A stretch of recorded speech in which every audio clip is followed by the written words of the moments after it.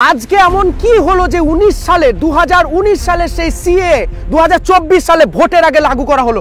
এই যে ভাই, এই যে তুমি যে খুব কথা বলো সিএ নিয়ে, তোমাকে আমি জিজ্ঞাসা করছি সিএ চালু হওয়ার জন্য মানুষজনকে তো বাইরে যেতে হবে। কে বলছে ভাই এই উল্টোপাল্টা কথা? অনেকজন কথা বলছে, আপনি প্রমাণ দিন, মানুষকে বোঝান। 2019 সালে যখন আমাদের ভারত সরকার এই সিএ আইনটাকে আনলো, হ্যাঁ, ওখানে স্পষ্ট করে বলা আছে। আছে সিএ এর ফুল ফর্ম কি? সিটিজেনশিপ অ্যামেন্ডমেন্ট অ্যাক্ট, যেটা আমাদের প্রেসিডেন্ট সই করার কারণে ওটা এখন আমাদের বিলে পরিণত হয়েছে, অর্থাৎ ওটা একটা আইন। ঠিক আছে, আমাদের ভারত হচ্ছে সেকুলার, অর্থাৎ সংবিধানের বিশ্বাসী। সেই কারণে এই আইনটাকে আমরা মানতে বাধ্য।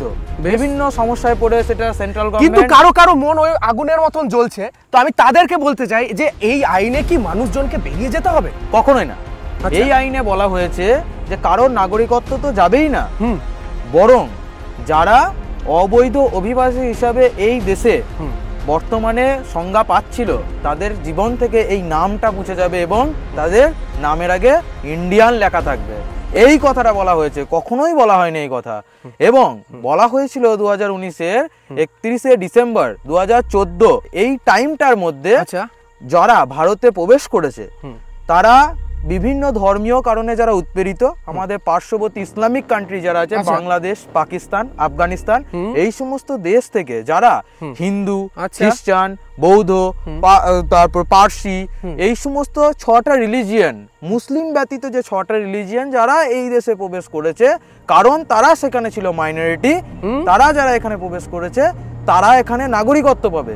এখানে কোথায় বলা হয়েছে? আচ্ছা, নাগরিকত্ব পাবে মানে এই সি এর মধ্যে তারা ভালো করে নাগরিকত্ব পাবে। সি এর মধ্যে তারা অবৈধ অভিবাসী এই সংজ্ঞাটা তাদের জীবন থেকে, মানে এতদিন ধরে যে মানুষদেরকে বলতো অবৈধ অধিবাসী, যাদেরকে ইন্ডিয়ান সিটিজেনশিপের কোনো রকম সার্টিফিকেট ছিল না, তারা নাকি সি এর মধ্যে সার্টিফিকেট পাবে। এটাই তো, তার মানে তারা চাকরিতে বসতে পাবে, তারা সমস্ত কিছু সুযোগ সুবিধা পাবে, একটা এনআরআই ব্যক্তির মতো তারা সমস্ত সুযোগ সুবিধা এবার পাবে। ঠিক আছে, এবার প্রথম কথা হচ্ছে সিএ নিয়ে মানুষকে ভুল বোঝানো হচ্ছে। আচ্ছা, আর ধর্মে ধর্মে মারামারি লাগানোর চেষ্টাও চলছে, সেটা কিছু দুষ্ট লোক করছে, সেটাতে আমরা সবাইকে দোষ দিতে পারবো, আমরা সবাইকে দোষ দিতে পারছি না। বেশ সরকার এদিকে পদক্ষেপ নিক, এটা আমাদের একটা ভারতীয় হিসাবে চাওয়া, এবং তাদেরকে নাগরিকত্ব দেওয়া হোক। আচ্ছা, আমি একটা কথা বলতে চাই প্রত্যেকটা দর্শককে। 2019 সালে পাস হয়েছিল সিএ এর এই আইন, এতদিন পর কেন এটা লাগু করা হলো? কারণ বিভিন্ন সুযোগ সুবিধা এবং বিভিন্ন যে সার্টিফাইড অনেকগুলো ডকুমেন্টস থাকে, সেগুলো ভেরিফাই করার পর আমাদের বিভিন্ন গুপ্ত বিভাগগুলো যেগুলো আছে, মাঝে কোভিড হয়েছে, কোভিড আছে, বিভিন্ন গুপ্ত বিভাগ, বিভিন্ন রাজ্য সরকার এটা লাগু করতে প্রথমকালে চায়নি, এখন এটা মানতে বাধ্য হচ্ছে। আচ্ছা, ঠিক আছে, সেই কারণে এটা লাগু করতে দেরি হয়েছিল, বাট এখন এটা লাগু হয়ে গেছে। সুতরাং যারা অবৈধ অভিবাসী হিসাবে সংজ্ঞা পাচ্ছিল, বারবার বলছি, তারা কিন্তু এবার ভারতীয় নাগরিকত্ব পাবে। আচ্ছা, আমি আর একটা প্রশ্ন করতে চাই আপনাকে। এর মধ্যে আমাদের যে মতুয়া সমাজ আছে এবং অনেক সমাজ আছে আমাদের পশ্চিম বাংলার মধ্যে, তারাও কি স্থায়ীভাবে এখন তারা স্থায়ীভাবে বাসিন্দা পাবে? এবার স্থায়ীভাবে পাবে, কারণ আগামীকাল মানে 53 বছর ধরে সংগ্রাম হয়েছে মতুয়া সমাজের, আমাদের মতুয়া সমাজে 53 বছর ধরে সংগ্রাম হয়েছে। সেই সংগ্রামের আজকে আনন্দের দিন, একদম আনন্দেরই দিন, কারণ তারা 53 বছর ধরে ওই দেশে তাদের নিজের দেশে নিপীড়িত হয়েছে, এবং তারা নিজের দেশে মাইনরিটি ছিল বলে তারা এই দেশে এসেছে, কারণ এই দেশ সেকুলারে বিশ্বাস করে, আর ওই সমস্ত দেশ ইসলামিক কান্ট্রি, ইসলামকে বিশ্বাস করে। অর্থাৎ এই দেশের সংবিধানের ক্ষমতাও সেরকম ছিল যে এদেরকে নাগরিকত্ব আজ দিয়ে দিল। আর আচ্ছা, মানে ধর্ম নিরপেক্ষতার জন্যই আজকে এই মানুষগুলো নতুন করে ইন্ডিয়ান সিটিজেনশিপ যে সার্টিফিকেট সেটা তারা পেল। আজকে সত্যি কথা বলতে গেলে আমাদের পশ্চিমবঙ্গের মধ্যে কৃষ্ণনগর, নদিয়া এবং বিভিন্ন এরকম কোচবিহারের কিছু জায়গা আছে, এই জায়গাগুলো মানুষজন নতুন করে তারা ইন্ডিয়ান সিটিজেনশিপ এটা তারা লাগু হলো এবং তারা সার্টিফিকেট পেল। আরও একটা জিনিস আপনাদেরকে বলতে চাই যে এতদিন ধরে আপনাদের চিন্তাভাবনা এটাই ছিল যে মানুষজন হয়তো এরা ভারতের মধ্যে থাকে কিন্তু তারা সমস্ত সুযোগ সুবিধা পেত, এটা সম্পূর্ণ ভুল কথা। তারা এতদিন ধরে সুযোগ সুবিধা পেত না, কিন্তু সি এর মধ্যে, যেটা আমি কথা বলে বুঝতে পারলাম, সি এর মধ্যে তারা কিন্তু নতুন করে অধিকার পেল। তারা নতুন করে অবৈধ অভিবাসী থেকে পেরিয়ে এসে ভারতীয় হিসাবে বাঁচার আচ্ছা, আমি আরেকটা প্রশ্ন করতে চাই, একটু ক্যামেরাম্যান একটু কাছে এসো, এই ভাইকে একটু ফোকাস করো। আমি একটি কথা বলতে চাই যে সিএ এর মধ্যে এনআরসি কি যুক্ত আছে নাকি এটা সম্পূর্ণ আলাদা? এনআরসি সম্পূর্ণ আলাদা, সিএ সম্পূর্ণ আলাদা। আচ্ছা, ঠিক আছে, এনআরসি যেমন আলাদা, সিএ সম্পূর্ণ আলাদা। এখানে নাগরিকত্ব দেওয়ার কথা বলা হয়েছে। আর এনআরসি শুধুমাত্র সেই সমস্ত অঞ্চলে লাগু করা হবে, সেই সমস্ত অঞ্চল যেগুলো আমাদের দেশভাগের পর বিভিন্ন অনুপ্রবেশ ঘটেছে, ইললিগ্যাল মাইগ্রেশন ঘটেছে, সেইগুলোকে। আচ্ছা, সেই টপিক নিয়ে আজকে খুব একটা যাচ্ছি না, সেটা নিয়ে পরবর্তীকালে একটা আলোচনা হবে। এবং বাংলা পক্ষ একটা বাজে কথা বলে ফেলেছে, সেইটা নিয়েও আমাদের আলোচনা হবে। যে ওরা বলেছে নাকি হোয়াটসঅ্যাপ ইউনিভার্সিটির আমরা পাস করিনি, আমরা যথেষ্টভাবে রিসার্চ করে সিএ এর মধ্যে কথাগুলোকে আমরা মানুষের সামনে তুলে ধরেছি, সেটা নিয়েও আলোচনা হবে। কিন্তু তার সাথে সাথে আরেকটি কথা বলতে চাই, এই যে সিএ কালকে মানে লাগু হলো আমাদের দেশে, এই সিএ এর ভাগ এবং এখান থেকে কি সুবিধা পেতে পারে সেটা একটু মানুষদেরকে বলতে হবে। এখান থেকে সিএ হয়ে যাচ্ছে বলি মানে একদম দারুণ জিনিস তা নয়, দুদিন পর গ্যারান্টি কে নেবে যে এরা সবকিছু পাবে? এখান থেকে সিএ হওয়ার ফলে বিভিন্ন সুযোগ সুবিধা মানুষের কাছে আসবে, কারণ তারা ভারতীয় নাগরিক হবে। আচ্ছা, এবং এই ভারতীয় নাগরিক হওয়ার ফলে তারা কি পাবে? ভারতীয় নাগরিক হওয়ার ফলে তারা ভারতের সমস্ত সুযোগ সুবিধা পাবে।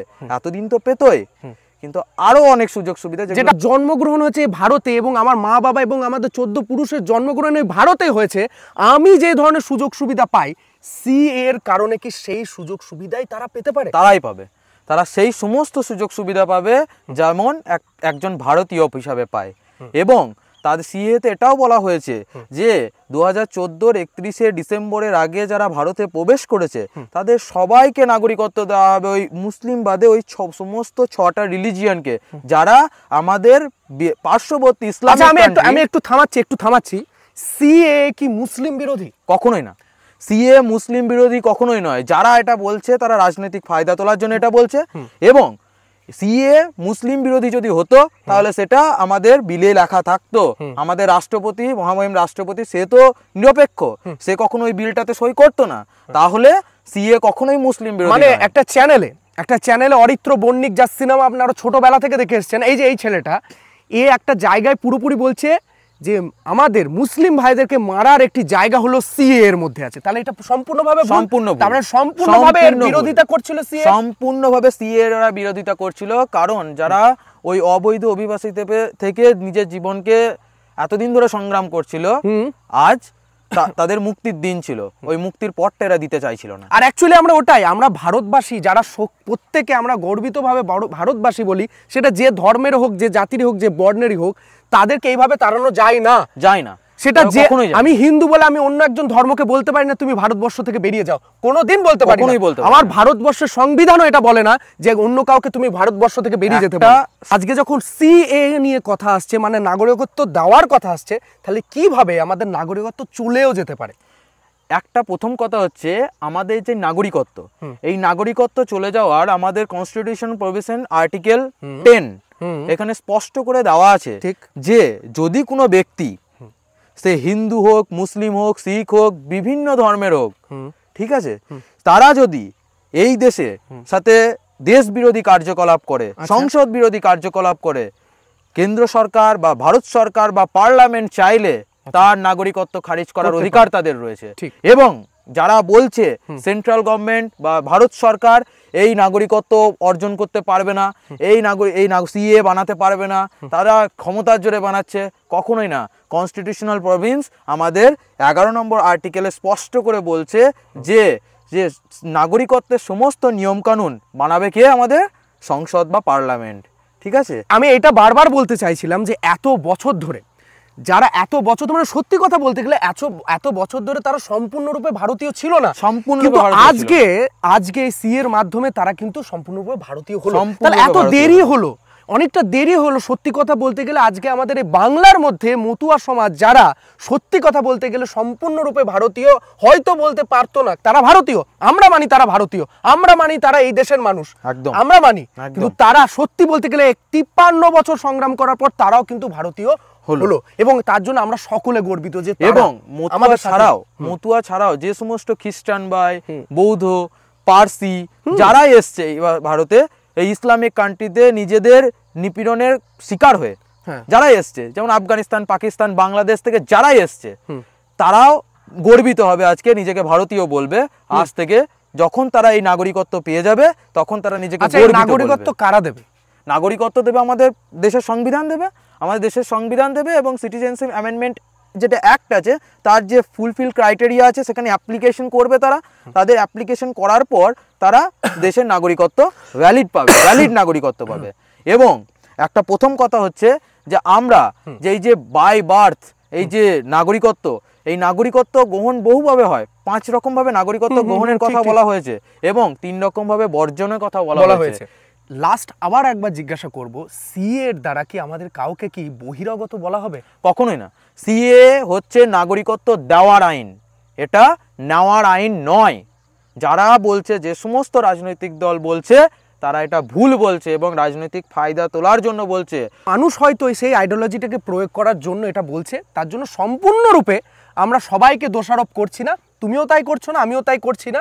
যারা বলছে তারা নিশ্চয়ই যদি একটু ভালো করে পর্যবেক্ষণ করে দেখে যে সিএ নাগরিকত্ব দেওয়ার একটি উপায় বা একটা আইন, তাহলে জিনিসটা আরো ভালো হবে এবং ভালোভাবে জিনিসটাকে প্রসেস করা সুবিধা হবে। তো এইটুকুই আজকে বলবো। এরপরে আর কিছু আলোচনা পরবর্তী দিনের ভিডিওতে আপনারা দেখতে পারবেন, যেটা দি বাঙালি বাবুর ভিডিওতে আসছে। এবং তার সাথে সাথে আজকে আমাদের স্পেশাল গেস্ট যিনি ছিলেন, তার নাম হচ্ছে কি থিঙ্কার সুশান্ত। একটা নতুন একটা পেজ এবং সুন্দরভাবে একটি কথা বলতে চাই আপনাদেরকে। আপনারা অনেকেই হয়তো পরীক্ষার জন্য, ট্রেনিংয়ের জন্য, আপনারা হয়তো আর্মির কোচিংয়ের জন্য জেনারেল নলেজ বা বাকি জিনিসপত্র আপনারা পড়াশোনা করতে চান এবং সেই জন্য ভালো টিচার খুঁজে পাচ্ছেন না, কিংবা আপনারা কোন জায়গায় পড়বো সেটা বুঝতে পারছেন না। তার জন্য সম্পূর্ণ বিনামূল্যে এই চ্যানেল থেকে আপনারা কোচিংয়ের জন্য পড়াশোনা করতে পারেন। সেটা WBCS এর জন্য কিছু কিছু জেনারেল নলেজ থাকছে, তার সাথে সাথে আপনাদের আর্মির ট্রেনিং এবং বাকি বিভিন্ন ধরনের পরীক্ষার ট্রেনিং পত্রের জন্য এই চ্যানেলে আপনারা যোগাযোগ করতে পারেন। এবং কোন দিন কি পরীক্ষার কত ভ্যাকেন্সি থাকছে সেই সমস্ত ডিটেলসও একদম এই চ্যানেলে থাকছে। একদম। এবং সমস্ত পরীক্ষার লাইভ ক্লাস এখানে আপলোড করা হবে। যাদের জেনারেল নলেজের সমস্ত সমস্যা আছে তাদের এখানে সমাধান করার দায়িত্ব আমাদের থাকলো। ঠিক আছে, সম্পূর্ণ বিনামূল্যে, সম্পূর্ণ বিনামূল্যে, একদম বিনামূল্যে, একদম বিনামূল্যে। তো আবার দেখা হবে নতুন কোনো এপিসোড, নতুন কোনো সফরে। ভালো থাকবেন, সুস্থ থাকবেন। জয় হিন্দ, বন্দে মাতরম। নমস্কার। নমস্কার।